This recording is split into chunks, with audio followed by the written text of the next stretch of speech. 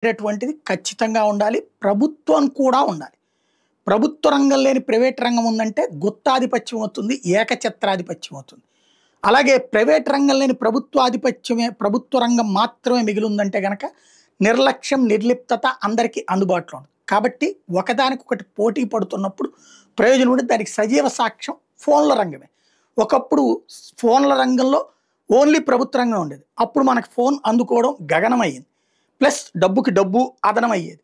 Plus ఆ phone బిల్లులు కూడా అదిరిపోయాయి. అదే ప్రైవేట్ రంగం వచ్చిన తర్వాత ఇవాళ అసలు ఫోన్ కాల్కి ఛార్జీనే లేదు, వీడియో కాల్కి కూడా ఛార్జీనే లేదు. ఏడాదికి 3,000 రూపాయలు పెట్టుకుంటే అద్భుతం. ఒకప్పుడు నెలకి 1,500, 2,000 అయినటువంటిది ల్యాండ్ ఫోన్లు ఉన్నటువంటి అంటే గుత్తాధిపత్యం పోయాక జరిగినటువంటి మార్పు. అట్ ద సేమ్ టైం ఇది ఒక్కోసారి ప్రైవేట్ రంగం పెరిగిపోయి ప్రభుత్వ రంగం సమస్యలు వస్తుంటే అవి ఎప్పటికప్పుడు జాగ్రత్తగా ట్యాకిల్ చేయాలి ప్రభుత్వం. ఇప్పుడు ఇన్సూరెన్స్ లాంటి రంగాల్లో ప్రైవేట్ రంగానికి పూర్తి స్వేచ్ఛనివ్వడం ప్రయోజనమా కాదంటే ప్రభుత్వం తన రంగమైనటువంటి ఎల్ఐసిని కూడా పోటీలో పెట్టి ఉంచుతోంది. కాబట్టి ప్రైవేటుని ఆహ్వానించడంలో తప్పులేదు. ప్రస్తుతం అయితే ప్రైవేటు ప్రభుత్వం మధ్యన పోటీ సక్రమంగా ఉండేటట్టు చూడాలి, ప్రజలకి ప్రయోజనం ఉండేటట్టు చూడాలి.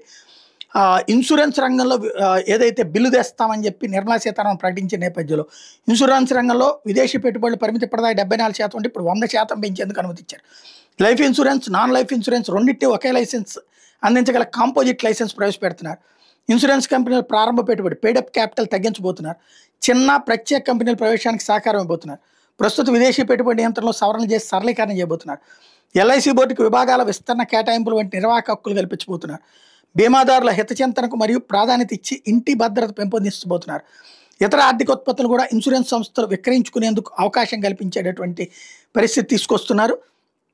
అదే సందర్భంలో కొత్త పెట్టుబడులు రాబట్టడం, పోటీ పెంచడం అన్నటువంటిది చాలా సీరియస్గా చేస్తున్నారు. ఈ పోటీ వలన ప్రజలకి ప్రయోజనం చేకూరేలా ఉండాలి.